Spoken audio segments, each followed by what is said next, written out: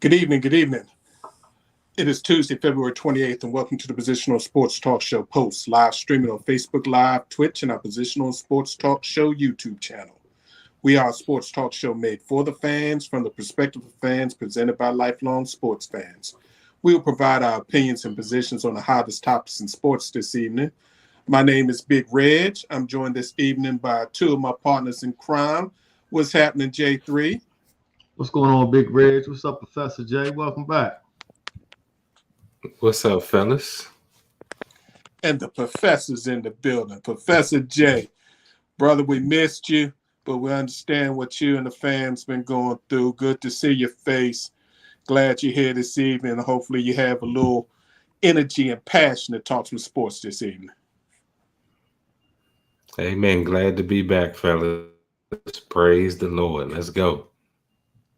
Let's do it. So this evening, we're going to give you some quick hits. Then we got to talk about some NFL news here locally down in the DMV area where we originate from. There's some crazy stuff going on. You got the Baltimore Ravens seem to be leaking a lot of stuff about their quarterback, which doesn't make sense. And then you got the stuff that's going on with Dan Snyder. So we're going to get into that. And then we're going to end it with the NBA news and, of course, give you our final post of the evening. So as always, we appreciate you tuning in. Please sit back and relax and enjoy Post on the Positional Sports Talk Show channel. Professor, you ain't been on in a minute, but I know you're a basketball fan, college and pro. Man, this men's college basketball the last month has been going crazy.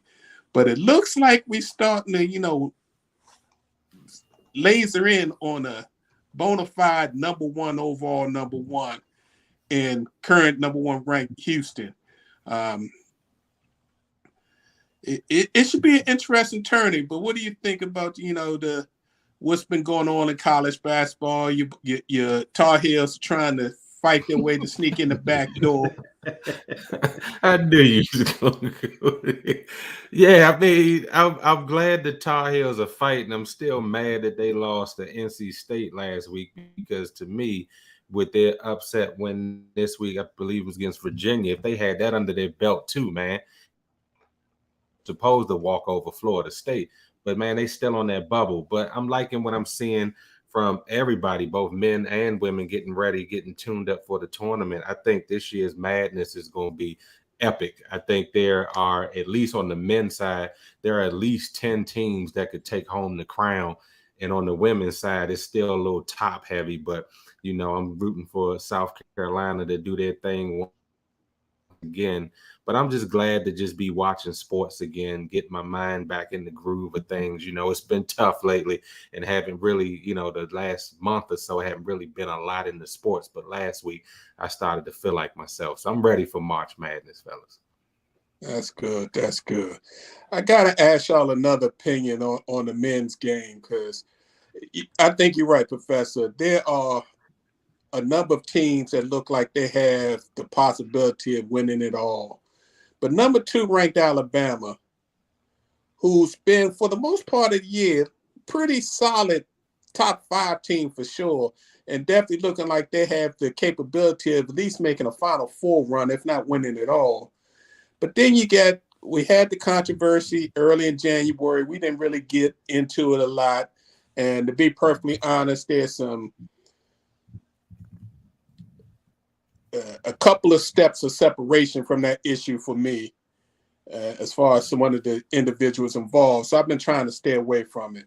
But when the news came out last week that most likely the SEC Player of the Year and definitely the Freshman of the Year, Brandon Miller,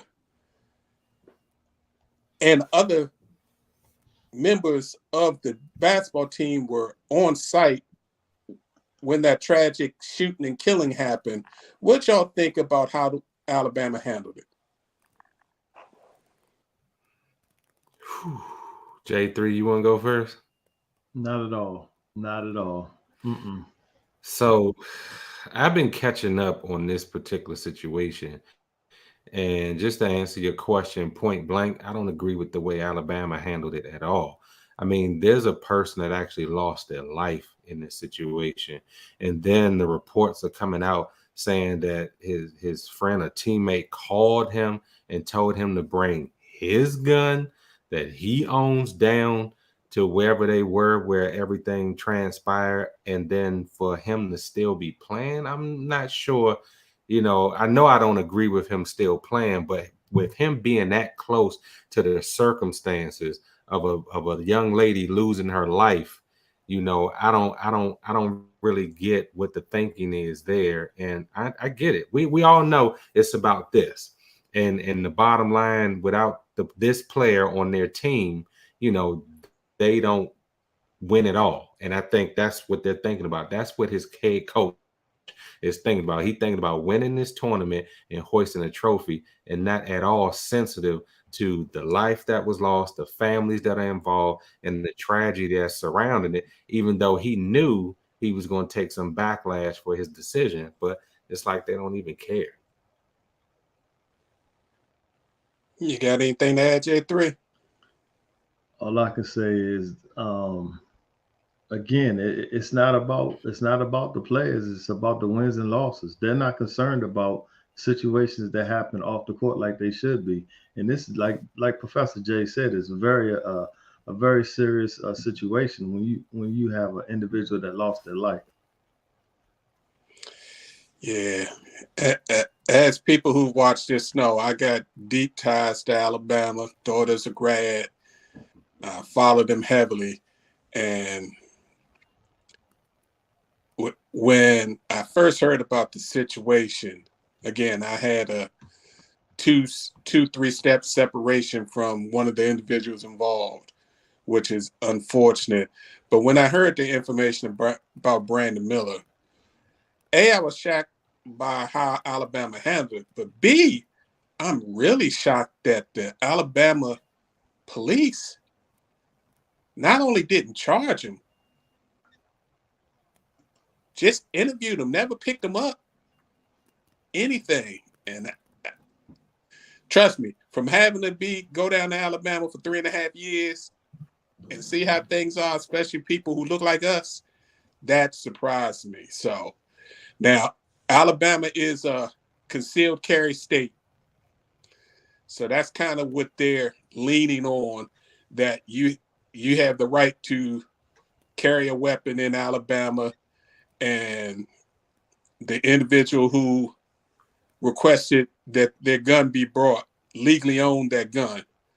So that's what the police are saying. There's nothing that they could charge Miller with. So in their point, and he cooperated, and there were like 2 other members of the Alabama basketball team that were on site when that situation happened. Mm-hmm. Besides the 2 gentlemen and who even were further than that, former Alabama player and one person who was visiting that player. So it's just a sad situation. And then the press conferences after the fact, and then the pat down that they've been doing the pat down all season. That's terrible. Yeah. They've been doing it all season, but you got to be sensitive to situations. Yeah, like read the room. Yeah, so. Yeah. And with a step further than that too, Big Reg, is that, this doesn't even seem to be hindering his draft status. I mean, they still projecting him to go at the top of the list as a lottery pick. And then, I mean, it immediately made me think of Javaris Crittenden and Gilbert Arenas, the gunplay in the locker room, and how Crittenden ended up going to Atlanta and actually murdering a young lady down there. And now he's doing time. So it's like, yeah, I get it. I get what the law is, but it's like these players come into the league and they still want to tote their guns. They still want to have that mentality. And then you end up doing something in the locker room, or God forbid, you go on and you ruin somebody else's life by killing them. So it's like something doesn't register there. And these are our young Black men that continuously they're targeted for the things that they do, but yet you still step out there and you handle business in a way where you shouldn't be doing it. If you know you a star player, stay all the way away from that kind of situations, even if it's your teammates. It's crazy. Absolutely. Mm-hmm. So It'll be interesting to see how Alabama handles it. They got the SEC championship next week, and then the NCAA, when you're going to have reporters from all around the country and world coming at them to see how they hold up under this pressure. They didn't make it easy on themselves. And quiet, sitting in the weeds is number 3 ranked Kansas, defending champions. They've quietly won 6 in a row. You got number 4 UCLA have won 8 in a row. So it's going to be a dog fight to see who's going to win this title. So, yeah, I'm looking forward to it. And then we can't forget the ladies. 4 to 5 Power 5 conferences have their tournament conference this week. So you got the ACC, Big Ten, Pac-12, and SEC tournaments. Most of them start tomorrow, Thursday at the latest. So you have a chance to watch some high-level women's basketball this weekend, especially come Friday, Saturday, and Sunday when the top seeds all play. So it's going to be fun. The Big 12, they run a week behind. They have their men's and women's at the same time, which kind of doesn't make sense because it takes away from the women, but that's what they choose to do. But like Professor said, number 1 ranked South Carolina, been number 1 all year, 29-0, completed their first ever undefeated regular season. Shout out to Dawn Staley and her crew. They're doing their thing, and they keep the goal alive of having a perfect season, which would include back-to-back national championships. So, man, they playing some ball down there. They sure are. I just watched the thing. The senior class this year, they had their senior day Sunday. Included 5 freshmen, which was ranked the number 1 class coming in. They all stayed together. They're all still there. Nobody transferred out.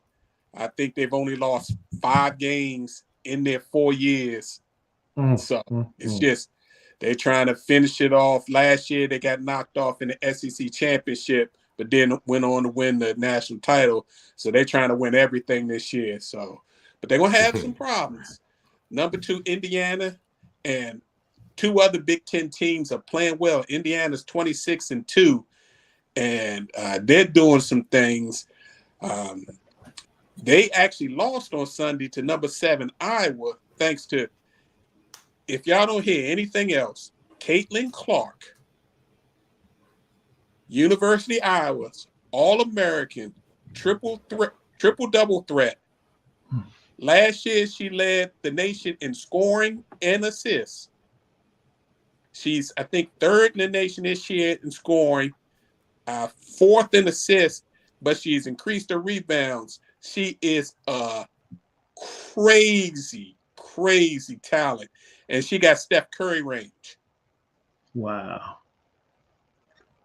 If she's in the building, she's in range. So please check them out. And got to give some love to number 3 Utah. Nobody talks about them, but they knocked off former number 3 Stanford to ending a tie in the Pac-12. And if anybody follows women's basketball, Stanford has been one of the powerhouses in women's basketball for decades. And to have Utah finally get up there is huge. And lastly, about the women, I got to give Brenda Free some love. University of Maryland Women Terps. We killed them a little bit over the summer when we, for like the 3rd year in a row, Brenda lost major players in the transfer portal. Out of their 6 top players from last year's team, 2 of them graduated, 3 of them transferred out. And one of the 3 is likely the SEC Player of the Year, Angel Reese, who plays for LSU, who's had 27 double-doubles this season for number 4 ranked LSU. So you lose one of the best players in the country and still end up with the number 5 ranking. Brenda, you're doing some things, but you got to figure out how to keep these players here. Because Angel Reese is from Baltimore. She should not have left and go down to Louisiana to show up. Makes you wonder, though. There's got to be something in that locker room, bro. Yeah, it is something going on. So we will see. But the odds on favor to get are the women of the University of South Carolina. Man, I see we gotta give her love. A face that I'm glad to see. What's up, brother Sense? How you doing, partner? What's going on, Big Rash? What's going on, brothers? Good to be here talking sports. Thank all y'all for y'all support. You know, I heard through the grapevine there was some Lakers bashing, so I had to come and set the record straight. I mean, it ain't that hard when your boys stay on the bench, but anyway. We're going to get to your Lakers in a second. We're going to get to them real soon. Yo, what y'all think about this new rule change in the Major League Baseball that's causing a little ruckus, this pitch clock situation?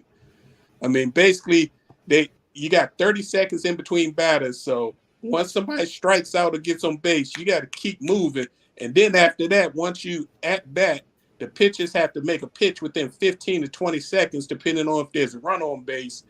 And if the hitter isn't in the batter's box within 8 seconds of when the pitcher's ready to pitch, then it's an automatic strike.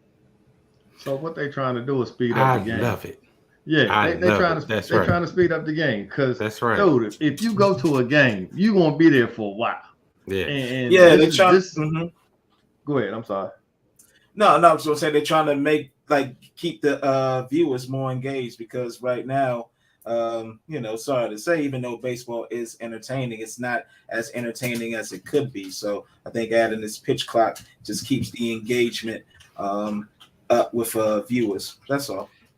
Yeah, you have to keep your fans happy. They're pulling a page out of the NBA and they're saying we need to keep the action going because in a baseball game, you could be having side conversations, going to get something to eat on your cell phone, all that kind of stuff. And you look up and it's 4 hours later. They're speeding up the game and increasing the action so that the interest is there. They're also looking at the TV viewers because you're doing the same thing at home, or you'll say, I'll check in after the 7th inning stretch when it gets real interesting at that point. So they're doing that in order to pull in the game experience when you're there and also the television experience. And I like it because now you got these pitchers. If you really are worth that bread that you're making and you that dominant pitcher, then you should be able to throw them that flame even under a pitch clock. So I like it because it'll make for some interesting baseball, especially in playoff and clutch situations,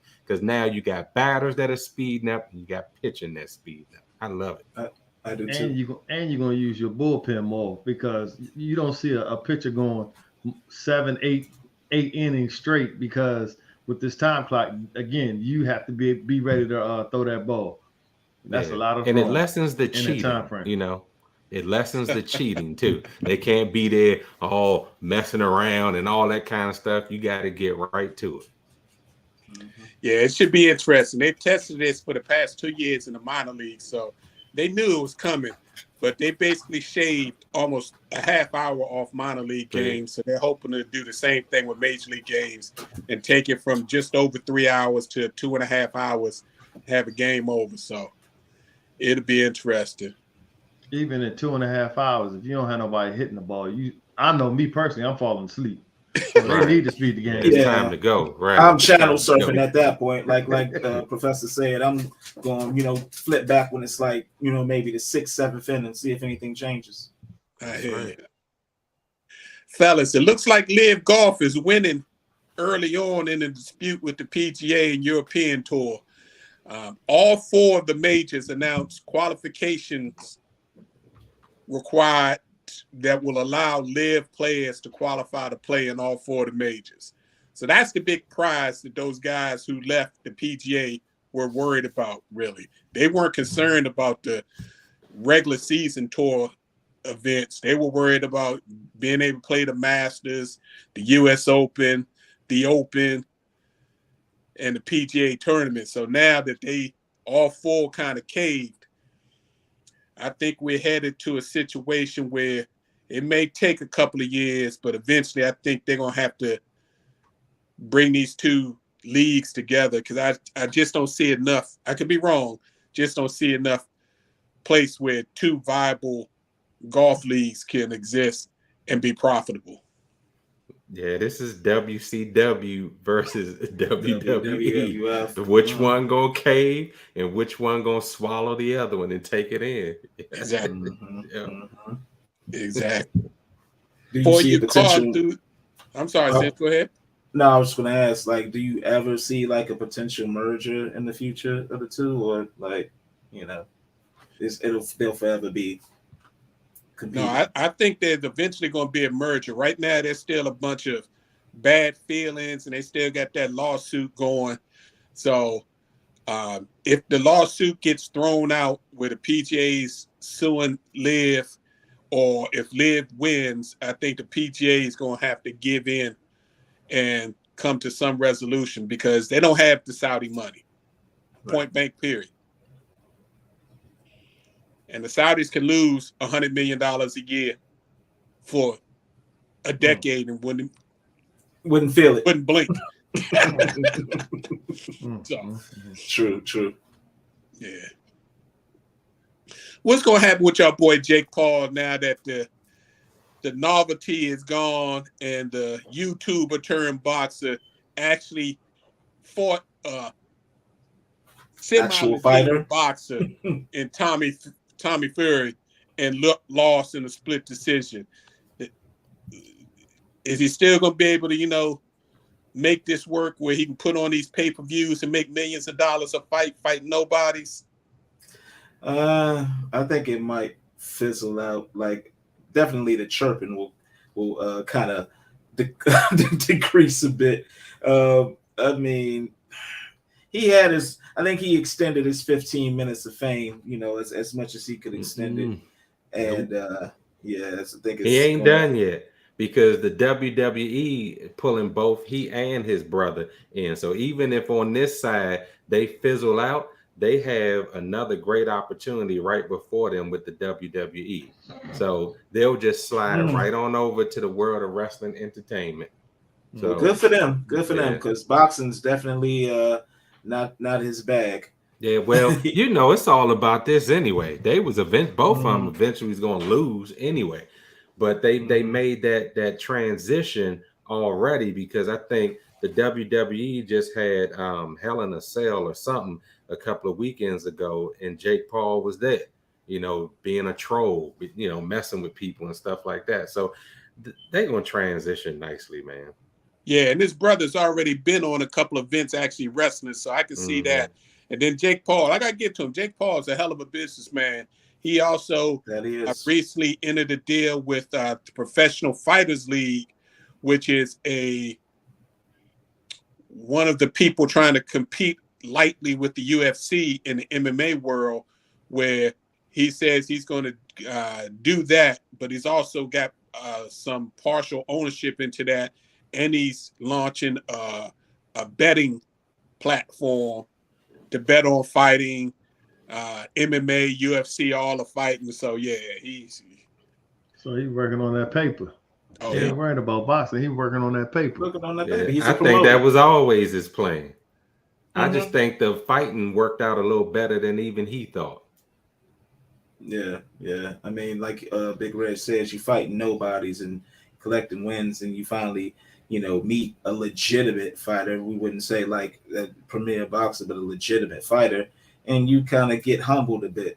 So that'll be his perfect way to exit. It's kind of say I'm taking a break from boxing and go into the wrestling field. So like I said, good for him. Yeah, and he still has his boxing promotion because he still has Amanda Serrano on his promotion team, one of the top female boxers. So yeah, he doing things. I just don't think his time in the ring, like you said, may be over. For you people into the combat sports, please don't miss this Saturday, 10 p.m. UFC 285 coming from Las Vegas, Nevada. Bones. The main event bout. The return of John Bones Jones, who's been gone from the UFC for almost 3 years through legal issues and then battling about contracts. He finally makes his return, and he's coming back at a higher weight class, coming back at heavyweight, and he's fighting for the heavyweight title against former interim title holder Cyril Gane of London. and they've been talking big trash back and forth at each other. So that's going to be crazy. And then the co-main events got the number 2 ranked pound for pound woman in the world, flyweight champion Valentina Shevchenko. She defends her title against Alexis Grasso. So a good UFC card this weekend as well. So NFL starts to die down. We're going to start getting better UFC cards and better boxing cards coming up the end of March through the rest of the spring and the summer. But as we know, NFL is still king. So we got to talk about what's going on in the NFL. And did y'all see the story that dropped today about Daniel Snyder and the fact that Virginia federal prosecutors are looking at the possibility that there was bank fraud committed over a $55 million loan that Snyder took out against the Washington Commanders without the approval of his board of directors, which included at that time his 3 minority owners, who also had no idea that it happened. And a whole bunch of stuff came out in this article. If you have a chance, read the article. I think it was ESPN that dropped it, but it's showing a bunch of places. When his co-owners were suing him in federal court here in Greenbelt, Maryland, just trying to be able to get away from him and sell that portion of the team, it got real ugly. And then finally the NFL bought it in-house. Now, all of a sudden, all this information is now available, but for 2.5, almost 3 years when this actually happened, nobody said anything about this, and it didn't get available. But it's interesting. Snyder went to the NFL and said he wants them to grant him full indemnity for his whole ownership term as the owner of the Washington football team against any future lawsuits that may be coming his way in order for him to sell the team. And they ain't happy. Roger Goodell is tired of Daniel They Snyder. are. They are. He's tired of it. But what I don't understand is, why is he borrowing money from the team, $55 million, when he can sell the team and make at least $7 billion? That doesn't make sense to me. No, he was doing this. $55 million happened back in 2020. No, I understand. But even still, back then it was still worth a couple billion. Like $4 billion at the least, yeah. Right.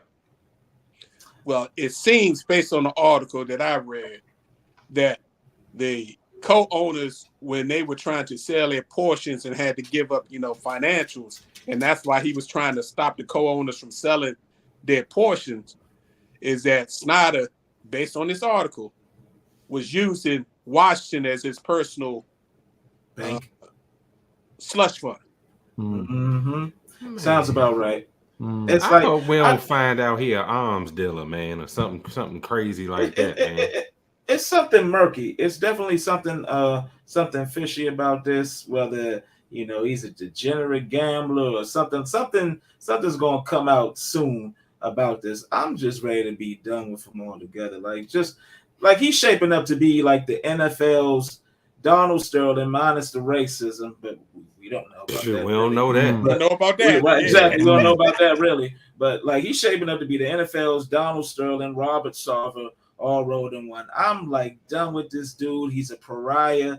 Get him out. I hope the owners vote him out if he don't have the sense to just sell the team, because I've heard some more bidders have emerged, and Bezos just hired a firm. He's just irritating to me, and he just needs to go. Here's my problem with the whole thing. These owners knew who he was for years, but yet it's that good old boy network where they wash each other's backs and they doing all this kind of stuff. In the moment we know things get too hot and heavy and stuff get out there, that's when they ready to dump people. So he gonna find himself a victim of being dumped by the very league that he pretty much did a lot to protect as well. What they better hope is that on his way out the door, if they don't cooperate with what he wants, that he don't spill some things about them, because I'm sure he got a lot of dirt on people as well.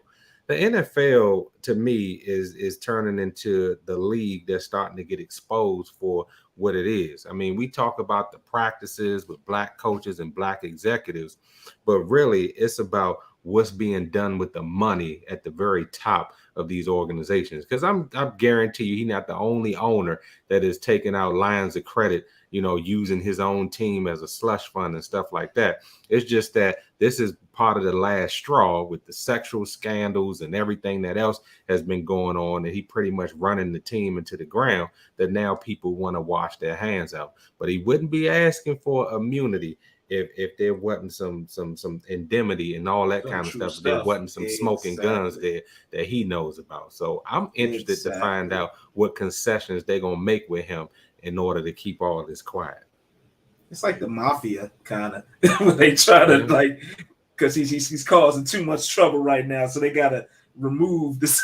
I wouldn't put that past them either. Too many powerful white guys at the top of these teams, man. I wouldn't put that past them either if they in that line. I think they're gonna try to. I don't think they're gonna give in to his request. They've already been fast tracking, because I've been reading, and me and J3 talked about a couple times, that they've been fast tracking to try to get this team sold this spring, by this spring. And now he's dragging his feet. They got two legitimate buyers. The current owner of the Philadelphia 76ers and the Philadelphia Flyers, Josh Harris, is one of the buyers. And then they just revealed that Furtada, the owner of the Houston Rockets. Stay down there.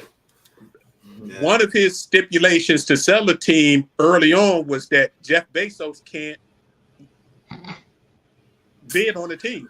Because of his beef with the Washington Post. Yeah, of course. He's such a child. He's such a child. But Bezos got that cake, and you ain't gonna say no to $7 billion or upwards of $8 billion. So stop. Because if the NFL wants to do it, they'll do it.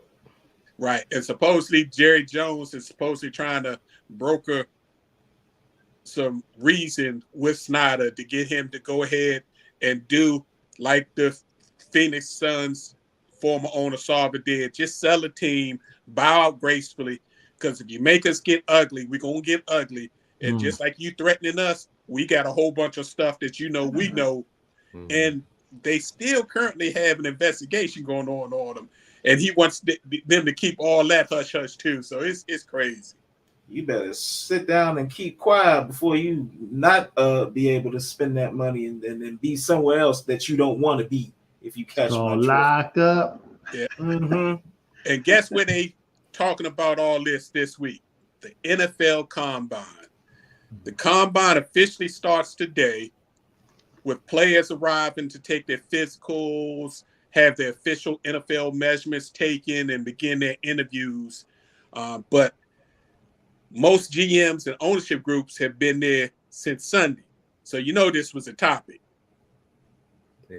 So, they getting ready to put the full press on him. So, hey, what do y'all think about the Combine? I know y'all were pretty tied up recently, but DeMaurice Smith, the executive vice president of the NFL Players Association, about a month ago, made a statement that he wanted to have the Combine abolished because he thought that the only main thing that it did was devalue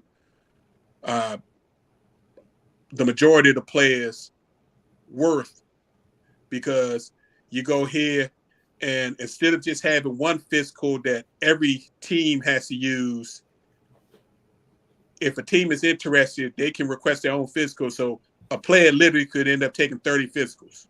Yeah, I don't like that. That's too much, man. That's too much like plantation slavery block Thank stuff, you. where every owner wants to come touch you and look at your That was muscles crossing and my all that mind. kind Look of at your stuff. teeth and all that. Yeah, Right. Yeah, that so to me right there, that does need to go away. They need to find a system where you take one physical, independent doctors, so there's no shady business with this team had their way and that team.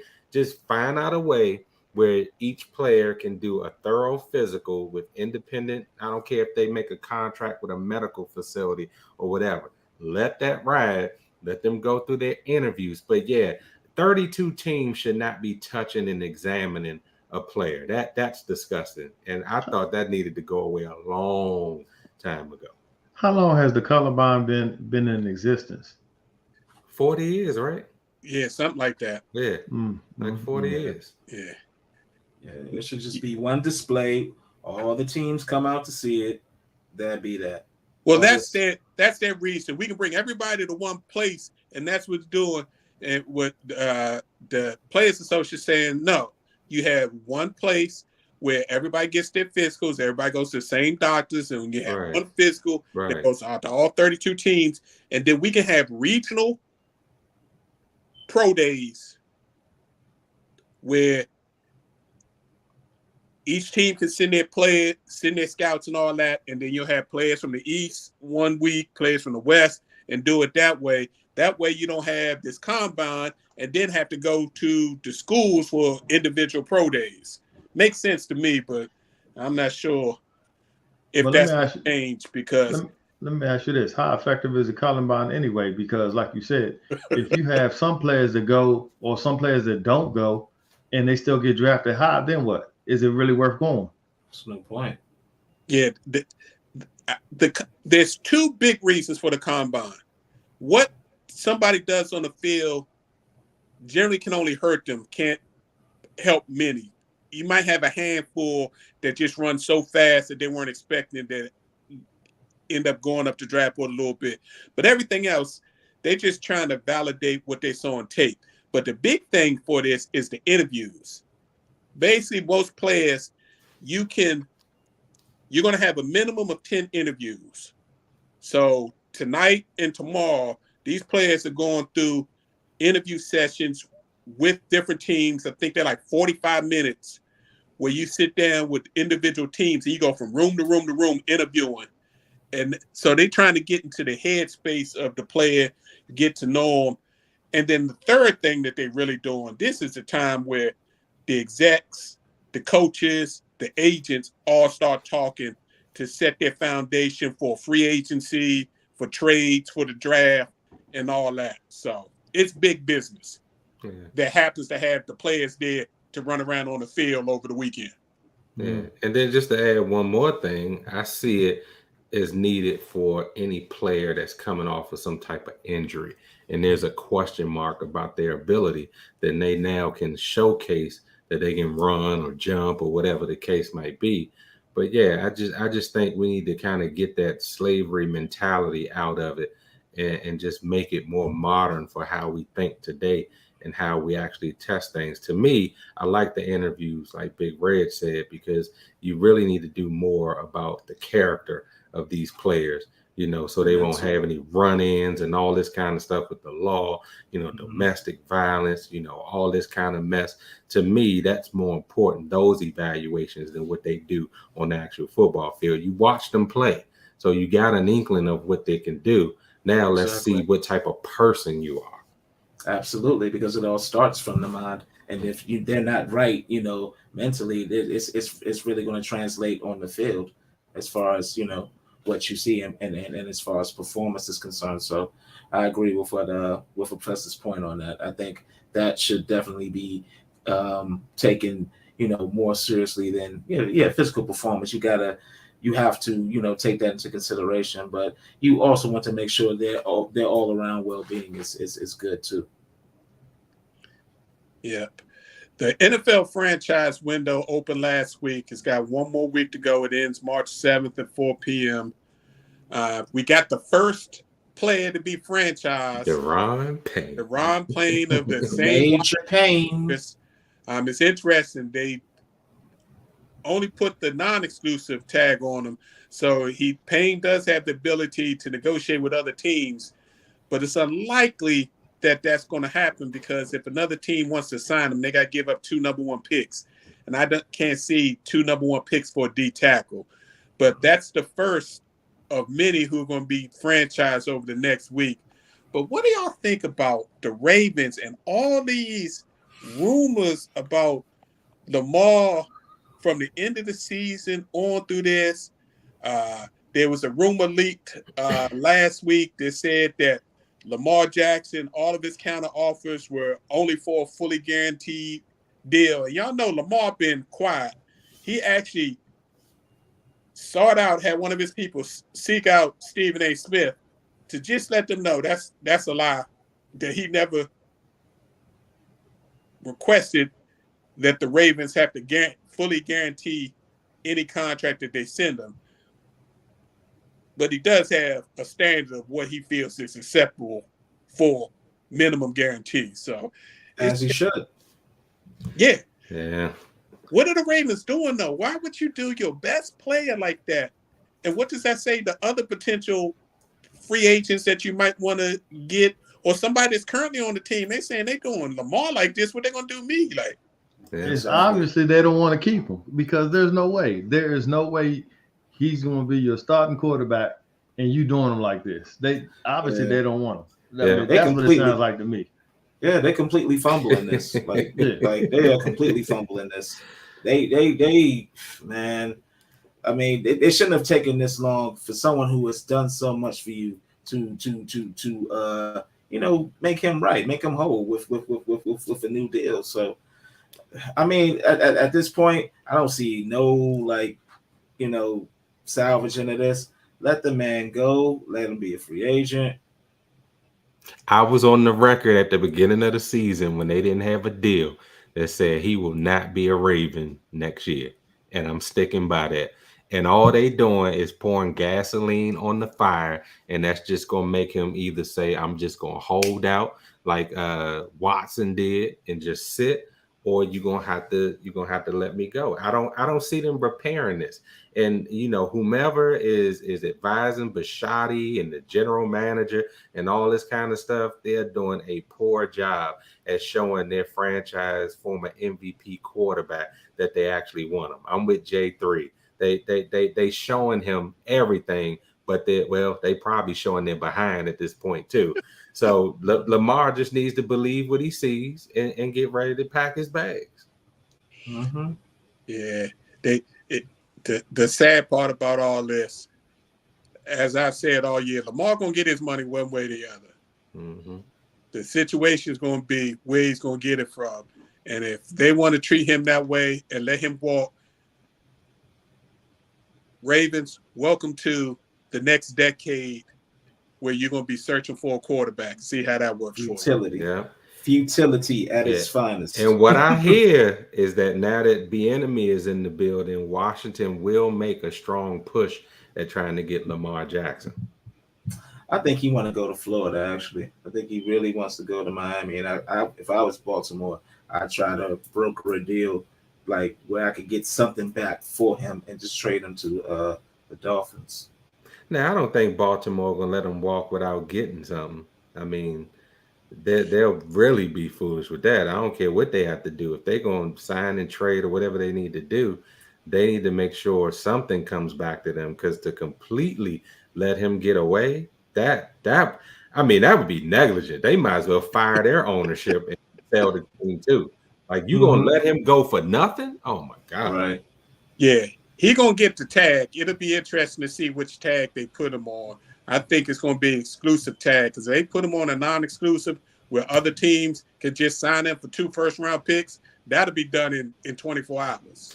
And Washington to do that in a heartbeat. In a heartbeat. In history, they'll give up first-round picks to bring in a quarterback. And don't get me wrong, I would love to see him go down 95 and beast out for the Skins. I'm just kind of thinking realistically that might not be possible. But at least they're gonna make a real push. I agree. All right, let's move to the orange ball. The NBA. It's down to the final third of the regular season. Teams had somewhere between 18 to 22 games left. And since I was thinking about you Sunday, I was watching the Lakers game, watching that great comeback, down 27 early in the first half. They playing ball. They doing their thing. They knocking down to 14, bring it all the way back. And then when your boy went down to the ground and said, "I heard something pop," I was like, "Oh nah." But he finished the game. I was like, "Okay, well maybe it's not that bad." Man, the Mavericks should be ashamed of themselves. So, man. 27 points. Yeah. So Big Reg out. If you could go ahead and continue, and I'll answer. I think the floor is yours. Go ahead. Yeah, the floor is yours because I'm go ahead. We've been waiting to hear this. Playoff contender based on that new young team that they should have had in place in the beginning of the year. Y'all know they got 2 ex-Wizards that's putting in work. Yep. On the team. Yep. And then that kid, young kid, Vanderbilt, is a real he's good. D guy. Yeah. Which leads me to say that in this absence of LeBron, I'm actually not worried because we have a squad that I feel better about than we did previously in the season. Come Hold on, for the laughter and the pause. I'm being completely honest, taking the fan hat off. Like, I really feel good about the squad, not like for championship contention, but at least to hold the fort down for for at least to hold the fort down to like have a chance in the play-in or playoffs. Like, I think if this would be the time for like Anthony Davis to like. See, that's the pro problem. Let me finish right again, because he has all of this, all of the trolls coming at him. Oh, Mr. Glass. Oh, his durability. No one's questioning his game. It's if he can stay healthy. This would be. We're not asking for 82 games. We are asking for 23 now. 23 games. 23 games for you to stay healthy and to like. Mad AD is actually quite like essential and vital for the Lakers. You've seen him when he's angry or when he has something to prove. You've seen him beast on the floor. And last I checked in this game, Lakers were up by a few points on the Grizzlies right now. So we see what they're doing without LeBron.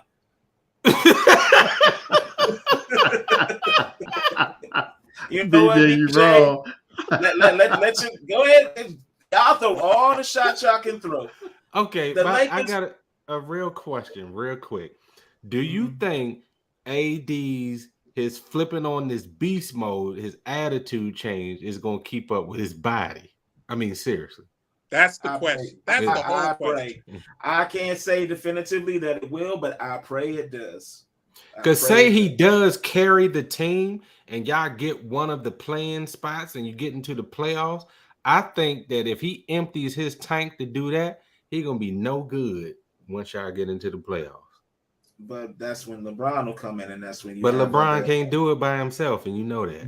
Which is why he has shooters, which is why he has a Beasley who can space the floor, a Mo Bamba who can space the floor, a Vanderbilt who can get after the ball, play defense. Consistency. In these past 2 games, you've seen that LeBron has not been like the leading scorer in either of them. You had Beasley beast out with 25 points against what was it, the Warriors? You had baller. Yeah, you had Vanderbilt 17 rebounds against Dallas. He shut Luka down as far as his defense. So it's like a next man up mentality, and I think they can step up to the challenge. If it was Russ and some other guys before, I say hell no. But with the squad, I say okay. Well, at least we can see what they made of without LeBron. This would be them for them to test their mettle, and I have a pretty good feeling about it. Yeah. Again, my only question about the team, because I actually think they have the team that LeBron went to when he first went to the Lakers, and they got rid of all the young people. They kind of put that back together with some guys that have a few years of resume under them for the most part, but not a lot. But you got to rely on AD to be the man and to lead this team, and I've never seen him do that, much less stay healthy. Yeah, and you make a good point. We've never seen it. We've never seen him stay healthy. So we hope and pray that this could be different. At least I am. I hear you. In the Eastern Conference, Professor, 14 straight, bro. Yeah, yeah. Them They Bucks up on Boston now. Them Bucks are balling with or without Giannis and that wrist, right? Yeah. They balling. Yep. Drew Holiday is putting on clinics on people, letting people know. Y'all forgot that in New Orleans, I was dropping 25 to 30 regularly. I just don't have to do that here. But with y'all that's sitting, I'm going to give y'all them 25 or 30. Yeah. And Bobby Portis waking up just in time for the playoff stretch. Then you got Jay Crowder. Man? Yep, Jay Crowder. Yeah, that was a hell of a pickup. Yeah. So yeah, Boston better beware because it's gonna be another dogfight. But this is where Milwaukee turns it up anyway. It's always the second half when they put that foot on the gas and the pedal to the metal, and they show them who they are. And one piece they forgetting, the big man was hurt last year.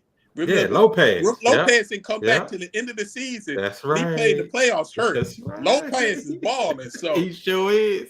3-pointers and everything. The Bucks are looking good.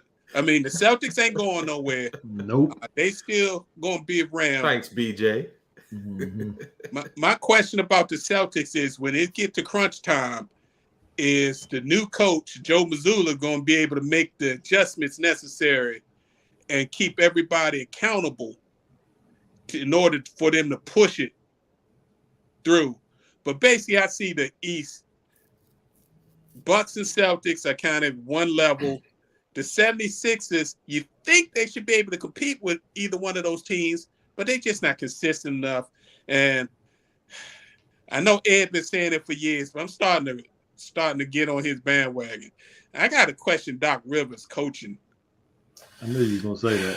Man, Harden missed a wide open 3-pointer last night. He usually buries those. The players got to play too, Big Reg. I hear you. And it's when it comes to playoff times, and you got to get them X's O's and figure out the little bit of advantage your team has and make adjustments. He hasn't done that in the recent years, so will see. That's because he's trying to make everybody happy. He got to keep feeding up Embiid. Then you got to feed Harden. Then you got Maxey. I mean, who's the actual face of the team? And Embiid got to stay healthy.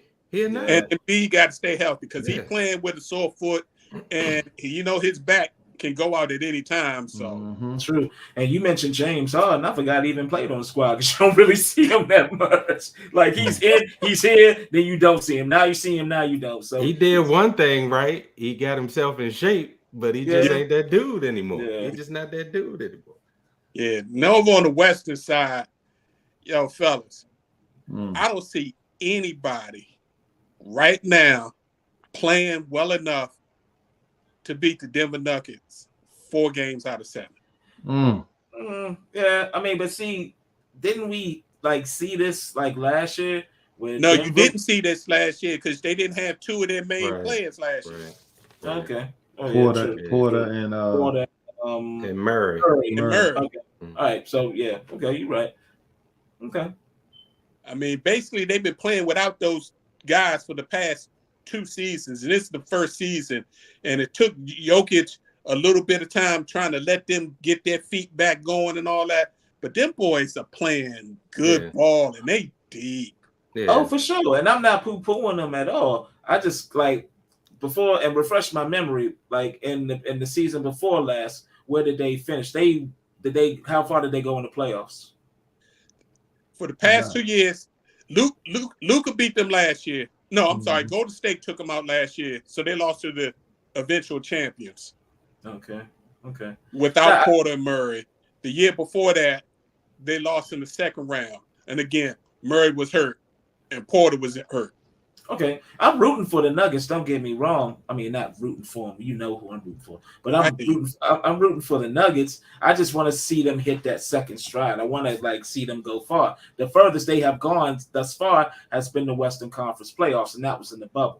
So I want to see them crash and burn because I don't want the Bucks to see them in the finals. Thank you very much. Thank you. Because people don't like it because he doesn't look pretty. He's not as quote unquote dominant looking as Embiid. But when you got a center, do y'all realize Jokic is getting ready to average a triple-double as a center? Oh, yeah. He currently is averaging 24.8, 11.7 rebounds, and 10 assists, all leading his team. And he's second in his team in steals at 1.3 a game for somebody that say don't play defense, and almost a block a game. Yeah. Mm-hmm. And I take that back actually, because I would love to see that matchup, because I think an angry Giannis with this dude chomping up his MVPs, I think that'd be a nice matchup. If everybody's healthy on both sides, I think that'd be an epic battle right there. I wouldn't use the word chomp, especially with Jokic. You know, they call him a stretch mark 5 anyway. So you see, I don't know if y'all saw it, as an aside, I don't know if y'all saw the Daily Show when Giannis was on there, and he was basically trash talking to all the NBA stars. And they said Jokic probably couldn't make it through a drive-through at McDonald's. That's how I feel about Luka. He need to lose some weight too. But that's what makes it more impressive to me. He ain't gonna out-athlete you. They sleep on his basketball IQ. He's got a hell of a basketball IQ because he sees passing lanes that most people don't see. And to be able to do that when you're the slowest guy, can't jump over 6 inches, and still dominating the NBA when they know you're the main guy, that's hard to do. Well, you got to also remember he got shooting range, so it don't matter where you're on the court. He gonna light you up, so you got to play D on him. What's his form?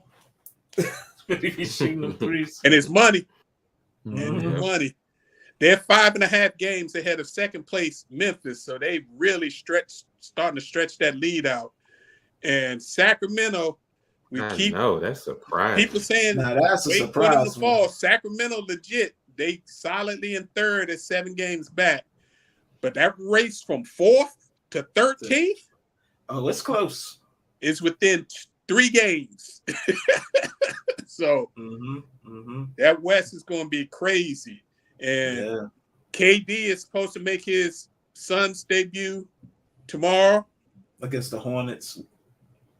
Supposedly, you're going to have Steph coming back to Golden State maybe a week. So it's going to be real interesting. Speaking about the Hornets, what's up with the Ball brothers, man?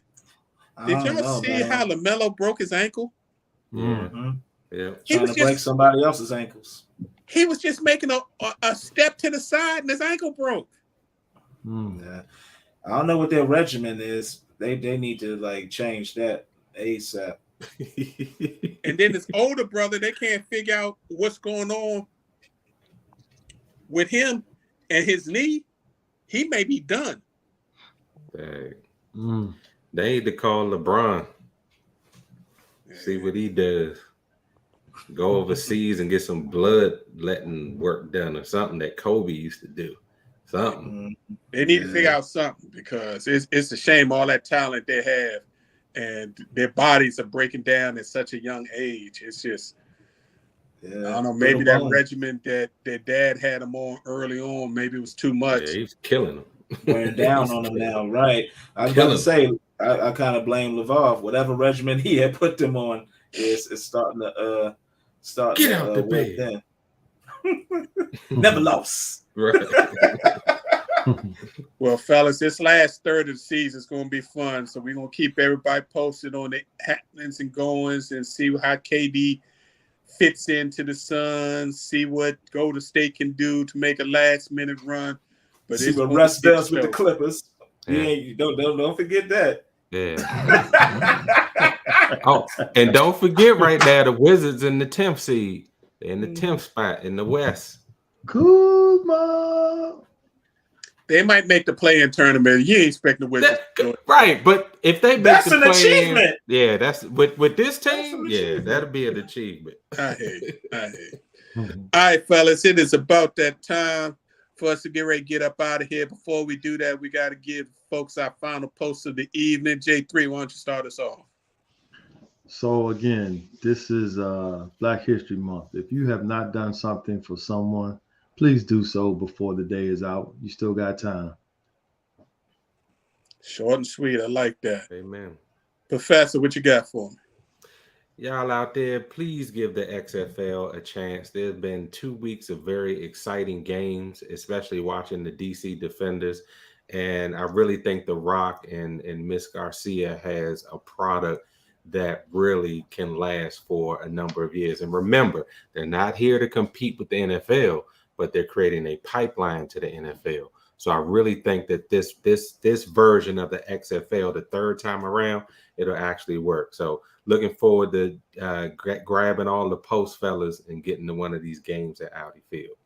Yeah, the 2-0 DC Defenders, and they're testing out new things that may eventually end up in the NFL. So yeah. And De'Aaron King is smoking.